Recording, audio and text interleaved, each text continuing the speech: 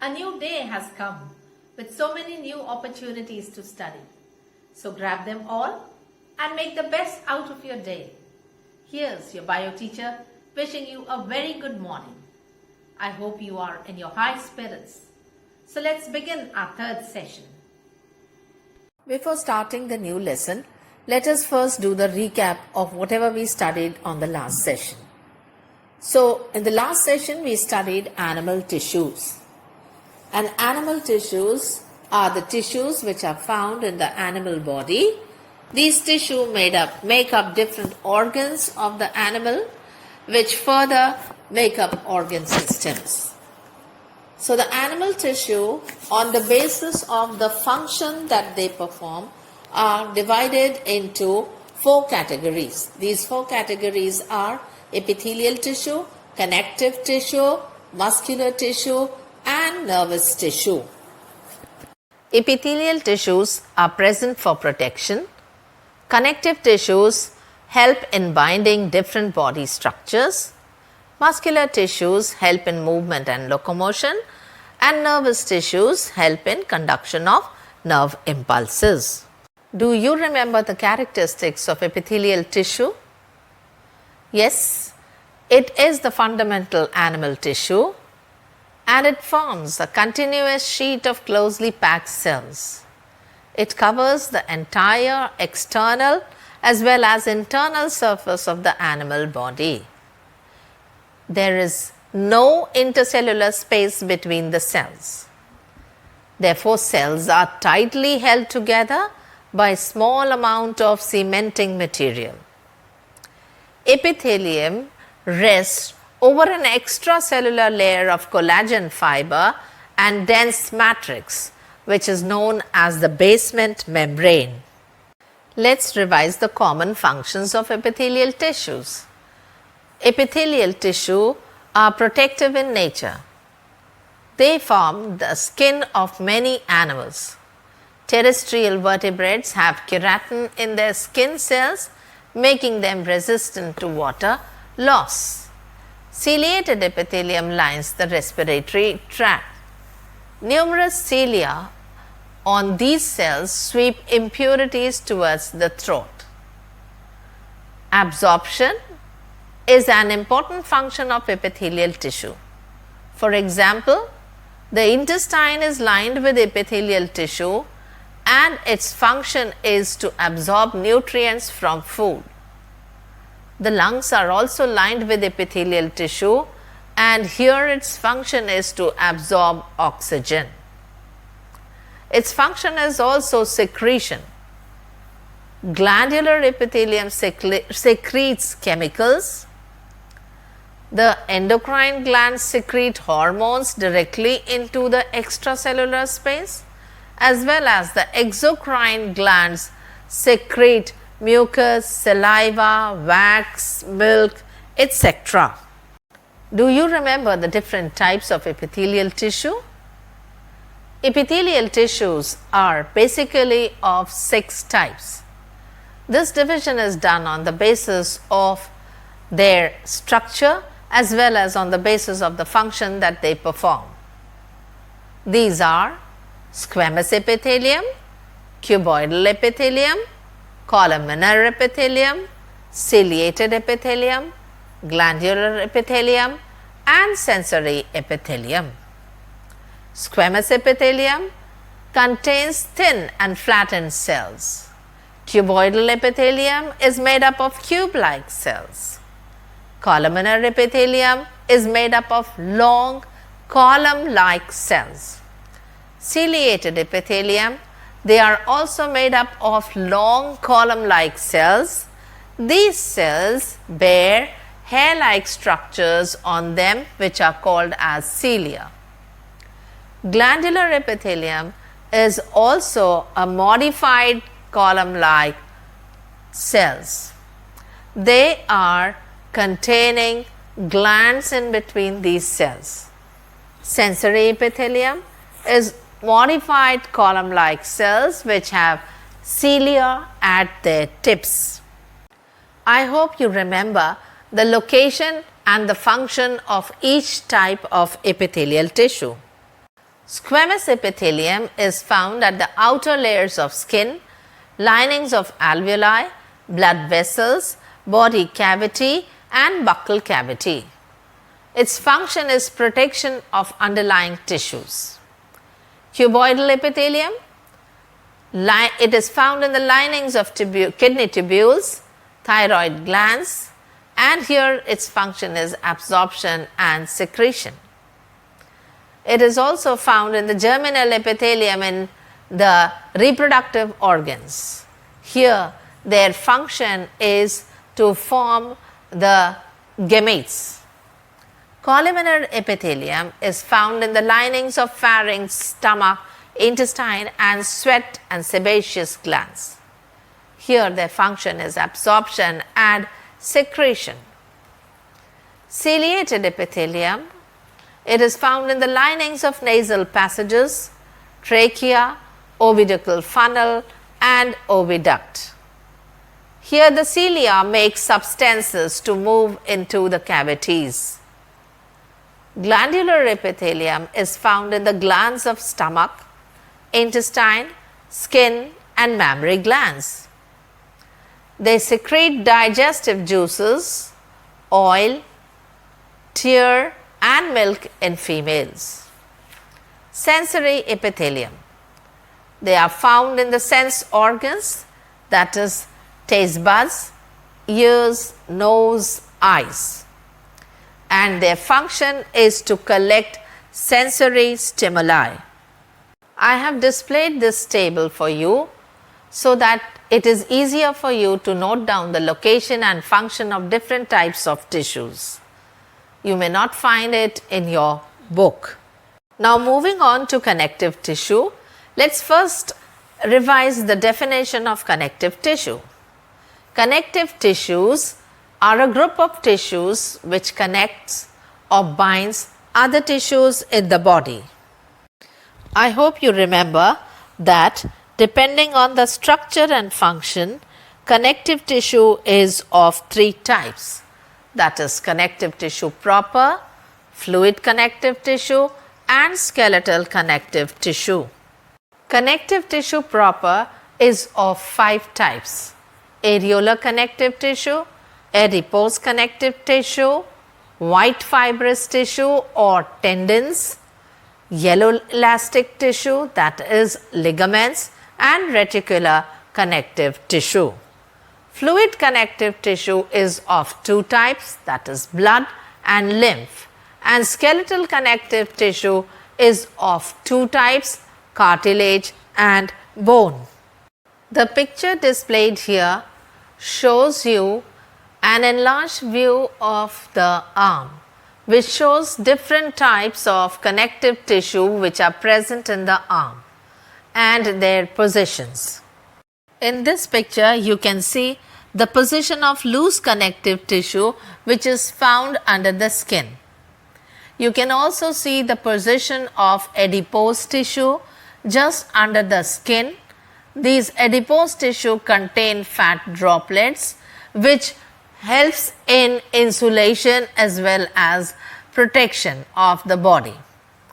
Then you see that the cartilage is present in between the two bones or at the end of the bones. Next is the bone and another one is the blood, which shows that the bones and the muscles and the skin are supplied with the blood. Then you say fibrous connective tissue. The fibrous connective tissue, that is the tendon, is shown in the picture. Tendons connect the muscles to the bone. Today's topic for your studies is skeletal connective tissue. On the basis of the structure and the location and function they perform, they are of two types: cartilage and bone. The skeletal system. Hearing this name and seeing this picture, I am sure you are able to tell me the meaning of this. Skeleton, meaning the bony framework of the body. Skeletal tissue is the main supportive tissue present in the body. Bones are rigid, hard, brittle, and porous connective tissue. Do you know that bones are the hardest connective tissue present in the body? And this hardness is due to the presence of 7% of calcium and 85% of phosphate and protein fibers. Calcium salts provide rigidity, while protein fibers provide elasticity and strength. So, how much is the calcium and phosphate present in the bones? Calcium is 7% and phosphates are 85%. What provides rigidity to the bones? Yeah, calcium salts provide rigidity to the bones. Bones are organs which are composed of multiple tissue types. Bones are composed of bone tissue, fibrous connective tissue, cartilage, vascular tissue, lymphatic tissue, adipose tissue, and nervous tissue. The figure displayed here shows the internal structure of the bone. Here you can see that in the center is the bone marrow, and you can see two parts of the bone, that is the spongy bone and the compact bone. Also you can see the blood vessels which supply blood to the bone. Bone consists of three types of living cells, namely osteoblasts, osteocytes, and osteoclasts. The figure displayed here shows the three types of bone cells. Which are the three types of bone cells? Osteoblasts, osteocytes, and osteoclasts. The figure marked as 1 shows the osteoblast cells, which are also called as the bone generating cells. These cells produce a protein mixture that hardens to form the bone matrix. It also has protein fibers which produce elasticity and strength. Osteoblast cells eventually get trapped within the matrix and become osteocytes. So, osteocytes can also be called as mature bone cells. They are spider shaped and they maintain bone tissue. Figure marked as 2 shows the osteocyte cell. The third figure is of the osteoclast cell. They are the bone destroying cells. These bones are present near the outer layer of bones and help to break down damaged bone tissue. Do you know how does a bone gets healed or gets repaired after a fracture? This is possible due to osteoclast cells. These cells help to break down damaged bone tissue, which is ultimately replaced by new matrix produced by osteoblast cells. Look at the figure displayed here. This figure is of an osteocyte cell. The yellow colored portion shows an osteocyte cell which has a nucleus, it has an endoplasmic reticulum, it also shows you the presence of mitochondria, and the cell is covered by a cell membrane. The blue colored picture which is around the osteocyte cell is called as the lacunae. Lacunae is the space in which these cells are located. Lacunae are connected to each other by small canals called canaliculi. Students, I am describing each structure in detail for you to understand the structure of the skeletal system properly. This figure shows you how osteocyte cells are located in special spaces called lacunae and are arranged in concentric rings or circles.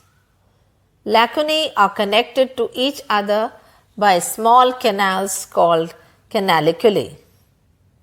Bones are supplied with blood through blood vessels that are located at the center of the concentric rings of lacunae. This center is called Haversian canal. The structural unit of bone is called Haversian system or osteon. Let us understand the structure of bone through these figures. One of it shows the longitudinal section and the other shows the transverse section. Presence of Haversian system is the characteristic of a mammalian bone. Haversian system shows a Haversian canal in the center. Haversian canal consists of blood vessels of arteries and veins, lymph vessels and nerves as well.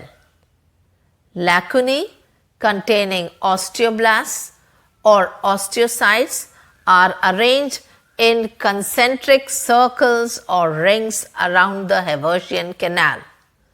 The two adjacent Haversian systems are interconnected by transverse channels called the Walkman's canal. Let me once again explain to you the structure of compact bone. The structural unit of compact bone is the osteon or Haversian system. What is the structure of osteon? It is an elongated cylinder oriented parallel to the long axis of the bone. Osteon system is a central canal with concentric rings of bone matrix running lengthwise. It is a very strong system. Students, please make a note of these points for your better understanding, as these points are not given in your textbook. Central or Haversian canal carries blood vessels and nerves to all areas of the bone. Now, what's canaliculi? Canaliculi are tiny canals that radiate outwards from the central canal to each lacunae space. We'll talk about Walkman's canals. These canals that run at right angles to the central canals and perforate the shaft of the bone. Let us study the functions of bone. Bone is the supporting and protective tissue of vertebrates which protect the internal soft and delicate tissues. Besides providing support, bones have a metabolic and protective role too. It forms the base for attachment of muscles. In long bones, the yellow marrow cavity helps in storage of reserve food materials, mostly fat. In red marrow cavity in the long bones is useful in hemopoiesis. That means in the red marrow, red and white blood cells are produced. Now we'll study the next type of skeletal tissue, that is the cartilage.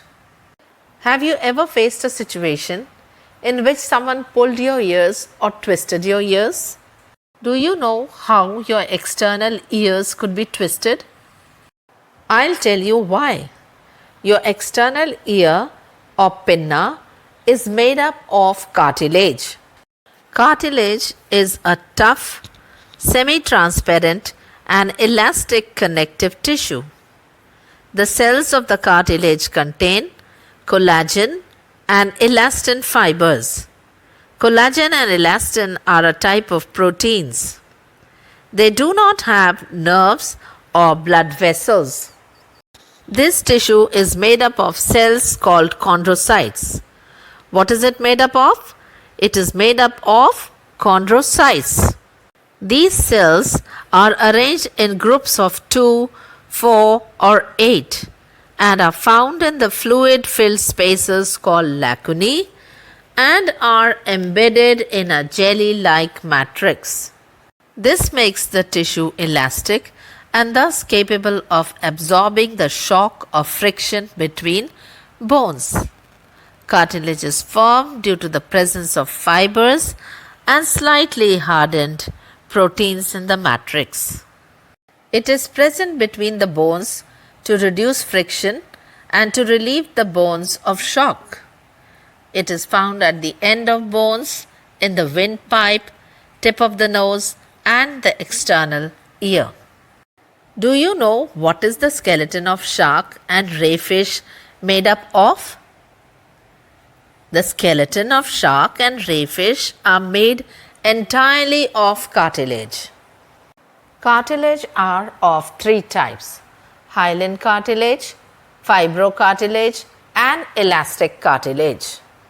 I'll quickly deal with the study of these three types, as a detailed study is not required for your standard. Hyaline cartilage is a bluish white in color. It consists of fine collagen fibers and many chondrocyte cells. Chondrocyte cells means cartilage forming cells. And where are they present? It is present at the end of long bones, anterior end of ribs, nose and parts of larynx, trachea, bronchi and bronchial tubes. What is its function? It provides small surface for movement at joints, flexibility and support. Now we will talk about the fibrocartilage. It is the strongest form of cartilage. The chondrocytes are scattered among the bundle collagen fibers within the extracellular matrix. You can see in the figure that the chondrocytes are not closely packed, but they are scattered in the matrix. It is present in intervertebral disc, that is, they are present in between the vertebrae, in between the two vertebrae. It covers and protects bony structures of the body. Moving on to elastic cartilage. The chondrocytes are located within a thread-like network of elastic fibers within extracellular matrix. Where is it found? It is present in pinna of ear. Pinna means external ear, and top of larynx. What are the functions? It provides strength and elasticity to maintain the shape of certain organs such as the external ear. The pictures displayed here show the position of different types of cartilages in human body. Observe the pictures given keenly. Elastic cartilage is present in the external ear or the pinna. The fibrous cartilage is present in between the two vertebrae. The hyaline cartilage is present at the end of long bones of the leg. The hyaline cartilage is also present at the tip of the nose. It is also present at the larynx and at the anterior end of the ribs. Now we will talk about the differences between bone and cartilage.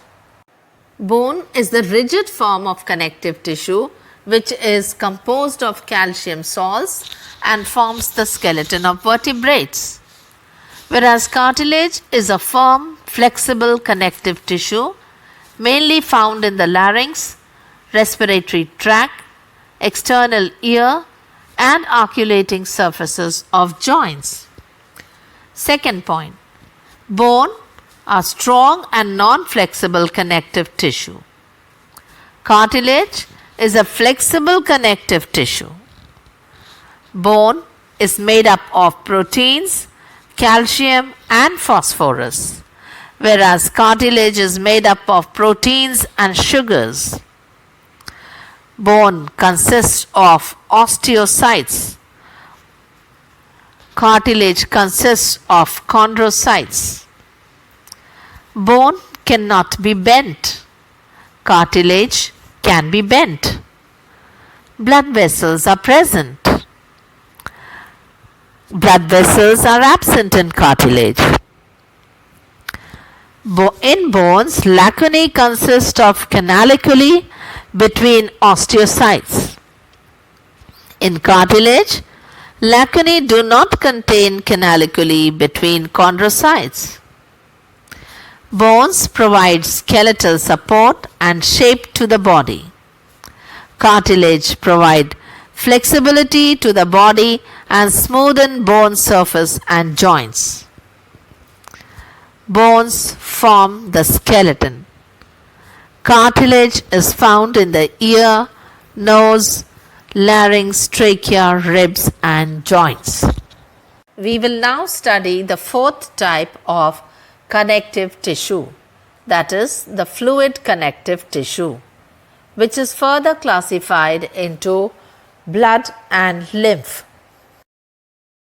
Blood is the main circulating fluid in the human body. Study of blood is called hematology. It is a fluid connective tissue derived from mesoderm. It is bright red in color, slightly alkaline, salty and heavier than water. The adult has 5 liters of blood, which constitute about 8% of the total body weight. It is slightly saltish and heavier than water. The cells of this tissue lie suspended in a fluid matrix called plasma. The blood flows through blood vessels, reaching every part of our body and performing many vital functions. The picture displayed here shows a blood vessel in which the blood flows. You can see that there are many kinds of cells in the blood. Students, do you know how the pathologists analyze the blood? They first take the blood sample and then keep it for centrifugation. What is centrifugation? Centrifugation is the technique which involves the application of centrifugal force to separate particles from a solution according to their size, shape, density, viscosity of the medium and rotor speed. After centrifugation, the blood appears as the second figure shown here, in which the red blood cells settle down. On top of it, there is a buffy layer of white blood cells and platelets, and on top there is a straw colored liquid. This liquid is called plasma. So we come to know that blood is composed of 2 parts, cellular composition and non-cellular composition. Cellular composition includes blood corpuscles or blood cells. Non-cellular composition includes plasma. Now let's study what plasma is. Plasma is the non-cellular component of the blood. It is a straw-colored, slightly alkaline and viscous fluid. It contains 90 to 90% of water, 10% of solutes and 7% of protein. Plasma proteins such as serum albumin, serum globulin, heparin, fibrinogen and prothrombin as the coagulating factors in the inactive form. Other nutrients such as glucose, amino acids and glycerols are also present. Nitrogenous waste as urea, uric acid, ammonia and creatinine are also present in the plasma. Gases like oxygen, carbon dioxide and nitrogen are also mixed in it. Regulatory substances such as enzymes and hormones are included in it. Inorganic substances like bicarbonates, chlorides, phosphates, sulfates, sodium, potassium, calcium and magnesium ions etc. are also present in plasma. So now we know that plasma is a straw colored, slightly alkaline and viscous fluid. It contains nutrients like glucose, amino acids and glycerols. It contains oxygen, carbon dioxide as well as nitrogen, and it contains nitrogenous waste such as urea, uric acid, ammonia and creatinine. Now we will talk about its function. Plasma maintains the viscosity of blood. What is viscosity? Viscosity is the thickness or the stickiness or the consistency of a fluid. So that means that plasma maintains the thickness or the stickiness or the consistency of the blood. It also transports oxygen, as we have studied that it contains gases like oxygen, carbon dioxide and nitrogen. So it helps in the transportation of these gases. Now let us talk about the cellular components of the blood. So the cellular components includes the RBC, the WBC and the platelets. The RBC means the red blood corpuscles. They are also called as erythrocytes. WBC means white blood corpuscles. That means leukocytes. And platelets. Platelets means thrombocytes. Children, you have studied all this in class 6th. Erythrocytes or RBCs are called as red blood corpuscles. You already know why they are called as red blood corpuscles. They are called as such because they contain a red colored pigment called hemoglobin. This pigment is also known as a respiratory pigment. This pigment binds oxygen to itself and carries it to different parts of the body. The RBCs are circular, biconcave and enucleated cells. Biconcave means that they are flattened in the center, and enucleated means they lack nucleus, they do not have nucleus in them. That is why they are called as the corpus cells. Its size is 7 micrometers in diameter to 2.5 micrometers in thickness. There are about 5.1 to 5.8 million RBCs per cubic millimeter in adult male, and in adult female it is 4.3 to 5.2 million. Average lifespan is of 120 days. That means the RBCs stay alive only for 120 days. After that they die. Formed in the bone marrow and destroyed in the liver and spleen. Now where are the RBCs formed or produced? They are produced or formed in the bone marrow and they are destroyed in the liver and spleen. Now let us talk about the functions of RBCs. RBCs contain oxygen carrying pigment called hemoglobin. The hemoglobin combines with oxygen to form oxyhemoglobin and transports oxygen to all the body cells. Hemoglobin, after combining with oxygen, what does it make? It makes oxyhemoglobin, and this oxyhemoglobin is transported through the vessels and it is reached to every cell of the body.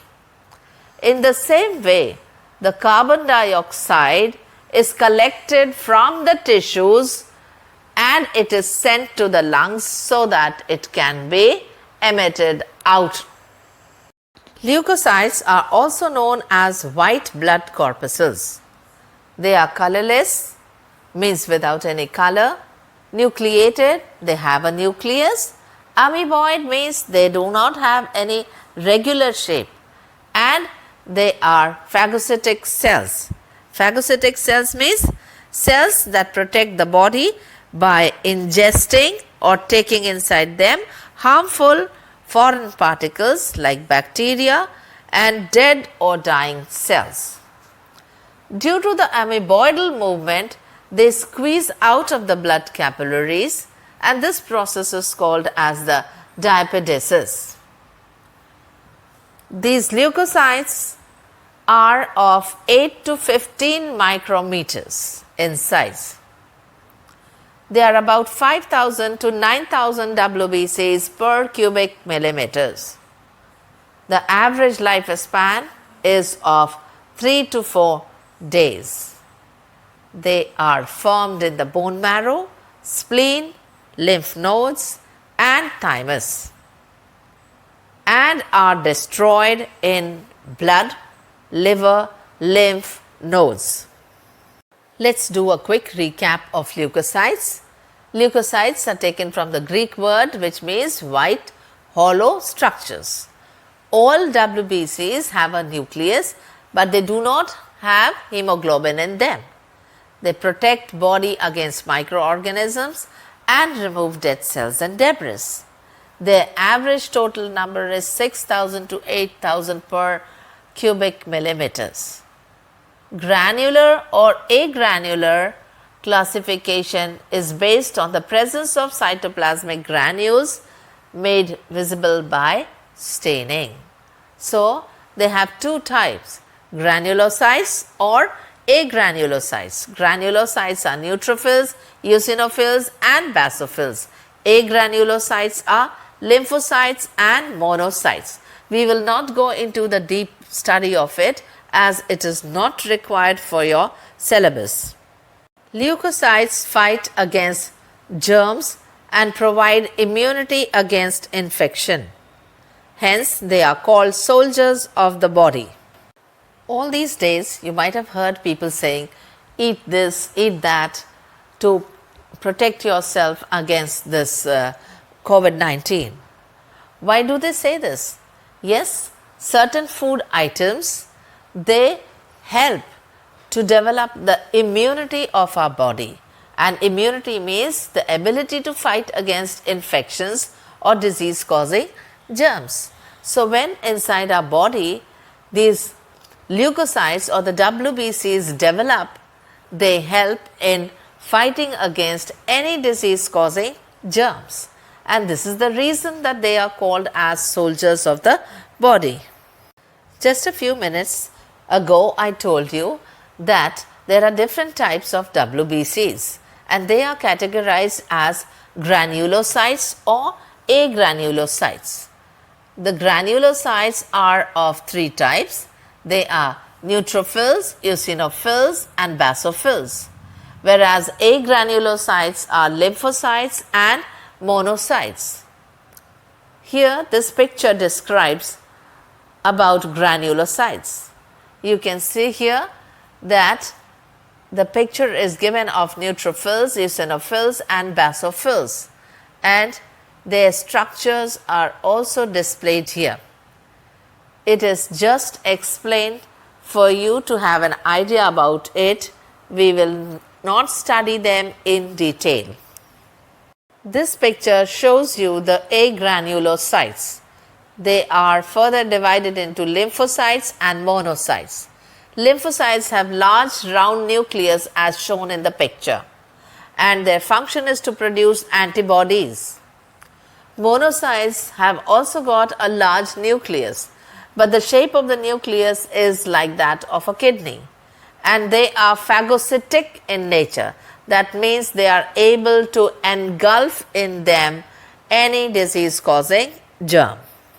We need to understand the different functions of blood. These functions are categorized in three ways, that is transportation, regulation and protection. Now we will understand what role they play in transportation.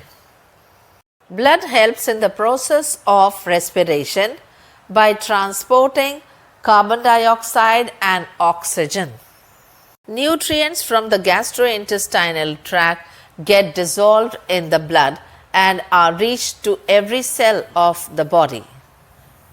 It also helps in the transportation of hormones from endocrine glands, as well as it helps in transportation of metabolic waste. Talking about its regulatory function, The blood regulates the pH of the body fluid. What is pH? pH means power of hydrogen or potential for hydrogen. It indicates the concentration of hydrogen ions in the solution.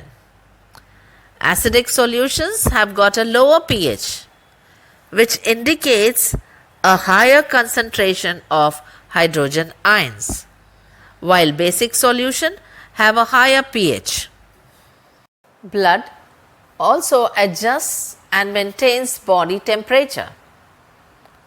It maintains water contents of the cell also. Now talking about its protective function.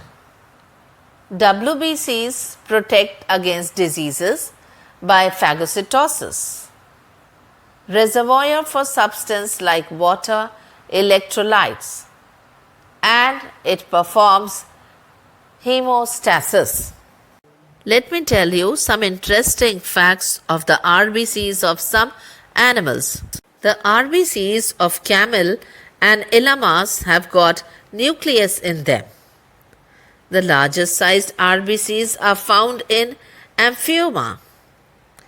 And do you know that musk deer has got the smallest sized RBCs? Talking about the platelets, they are also called as thrombocytes. These are small fragments of bone marrow cells and therefore are not really classified as cells themselves. You can see the structure of them as displayed in the figure here. Now talking about the functions. It begins the process of coagulation or forming a clot whenever a blood cell is broken. You might have observed that when you get wounded or you get a cut on any part of your body, the blood flows out from there. But after some times, the flow of blood stops. How does it happen? It happens because of the process of coagulation of blood or forming a clot over the wounded area. The platelets gather around to form a platelet plug and thus stopping the flow of blood. Platelets digest and destroy bacteria. They secrete growth factors that maintain the lining of blood vessels. They also constrict the blood vessels to prevent bleeding. Students, what are the two types of fluid connective tissue? Yes, they are blood and lymph. So we have already finished our study on blood and we'll now study about the lymph. Lymph is a colorless or light yellow colored fluid that bathes all the body organs and is filled in spaces between them. It is blood without the RBCs and blood proteins. It contains more waste products and fewer nutrients. Lymph is made up of plasma, proteins, waste products and toxins, fats, urea, gases and lymphocytes. Let's study the functions of lymphatic system or lymph. It destroys bacteria, foreign materials, toxins and harmful materials. It drains away excess fluid to prevent water clogging of the tissues and cells. It transports proteins back into the blood supply. It produces lymphocytes which protect and defend the body against infection. It produces antibodies to fight bacteria. Absorbs fat from the intestine and transport it to the liver. Here we come to the end of the study of fluid connective tissue. And now proceeding our studies, we move on to muscular tissue. We will first study about the general structure of the muscular tissue. Muscular tissue is made up of thin, elongated, contractile muscle fibers. Hence, it is called contractile tissue also. The fibers have the ability to contract due to the presence of protein filaments of myosin and actin. Hence, they play an important role in locomotion and movement. Muscle fibers are thin, elongated cells with one or many nuclei. The plasma membrane or the outer covering of a muscle fiber is called sarcolemma.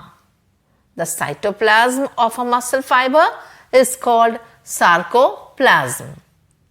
The sarcoplasm is largely occupied by longitudinal parallel protein threads called myofibrils arranged along the axis of the fiber. These protein threads contain myosin and actin. The muscular tissue is innervated or supplied with nerve fibers. They are vascular and are supplied with blood vessels which carry nutrients and take away the metabolic waste. Common functions of muscular tissues are: it brings about movement of the body parts and locomotion of the organism. Locomotion means moving from one place to the other place. And movement of body parts, you know how the body parts move, like moving of the lips when you speak. Many muscles support bones and other structures. Facial expression and gestures also depend upon muscles. Like when you smile, smiling is a facial gesture which also depends upon the facial muscles.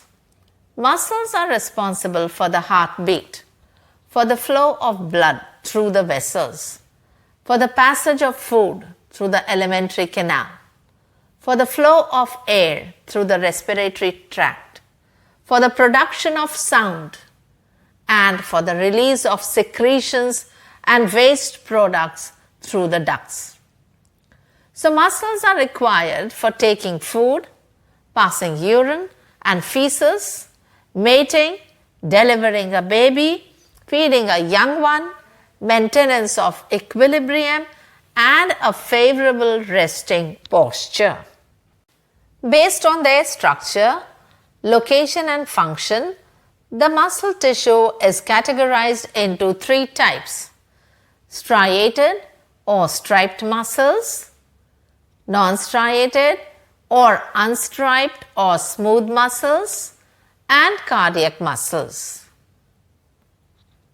Striated muscles are also called as skeletal muscles.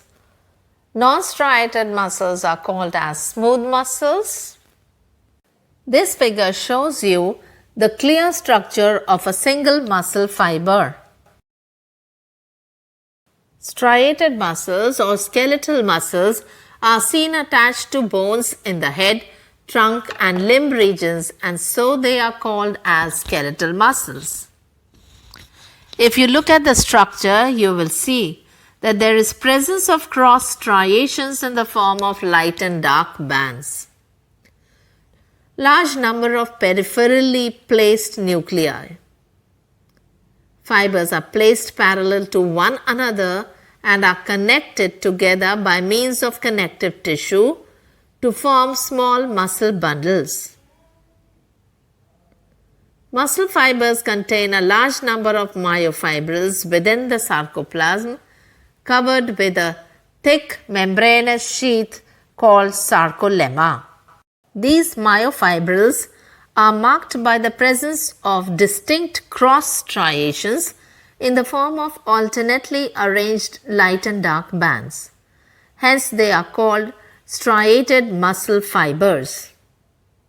The light band is also called the I band or isotropic band. They allow the light to pass through them and so appear light. A narrow dark line is seen in the light band and is called as Z line. The dark band or A band or anisotropic band does not allow light to pass through, and so it appears dark.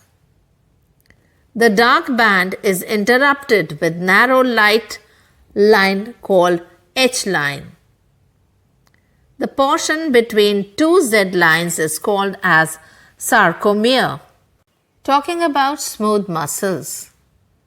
These are seen in the walls of all visceral organs like stomach, intestine, reproductive and urinary systems, etc.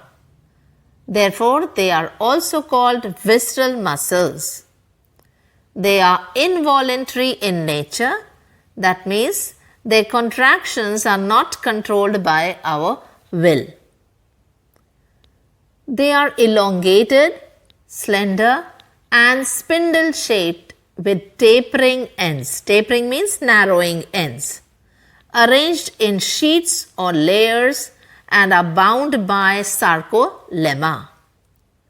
Cross striations are absent within the sarcoplasm.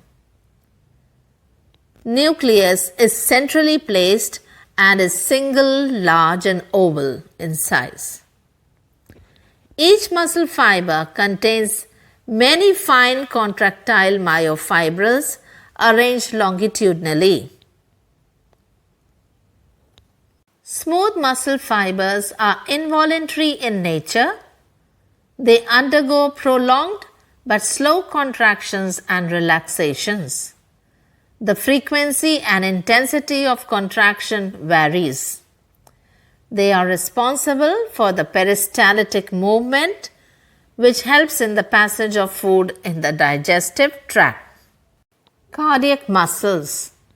These involuntary muscles are found only in the wall of the heart or in the myocardium. It also occurs in the pulmonary veins and in superior vena cava.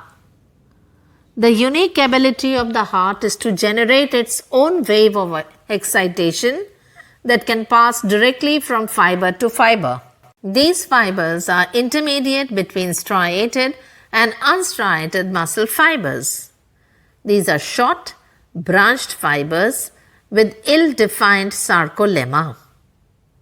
The fibers are uninucleated, means having one nucleus, but as they are joined together by neighboring cardiac muscle fibers, thus they appear multinucleated.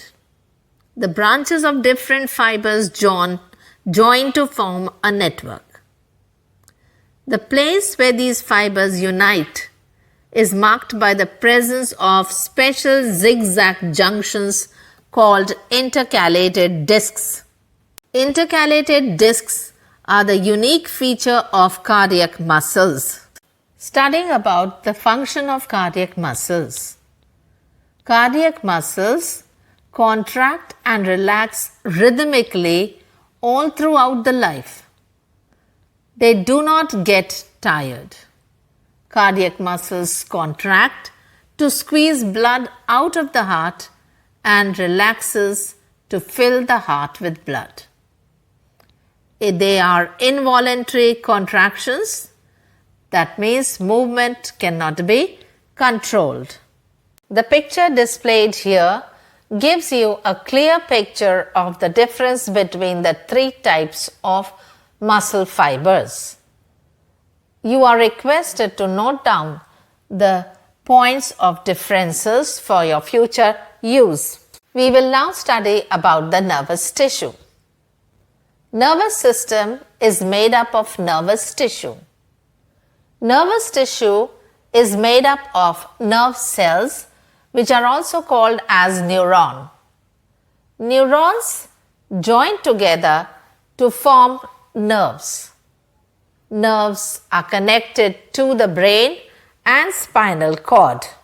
Picture displayed here shows the structure of a neuron or a nerve cell. Neuron is covered by neurolemma and is made up of two distinct regions, a cyton and cytoplasmic extensions. Cytoplasm is also called as cell body. It contains granular cytoplasm with large number of network of neurofibrils, various cell organelles like mitochondria, Golgi complex, rough endoplasmic reticulum and centrally placed nucleus. As it is a cell, so it contains the different organelles of the cell. The granules present in cytoplasm are conical, rich in RNA and are involved in protein synthesis. Cytoplasmic extensions are seen arising from the cytone. They are called as the dendrons and axons. Now, what is a dendrite? Dendrites are thin, small cytoplasmic extensions seen in the periphery of the cytone. These are many in number and break into numerous fine branches which help to carry impulse towards the cell body and are provided with few of the neurofibrils. Axon is the single longest cytoplasmic process useful in conduction of impulse away from the cell body. The axon throughout the length is wrapped by Schwann cells. The Schwann cells secrete a lipid covering which forms an insulating myelin sheath.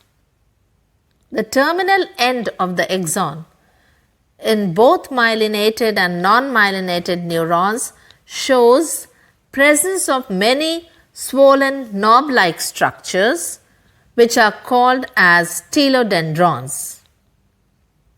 They are filled with neurosecretory materials which act as a neurotransmitter or nerve transmitter. Now we will discuss the function of nervous tissues.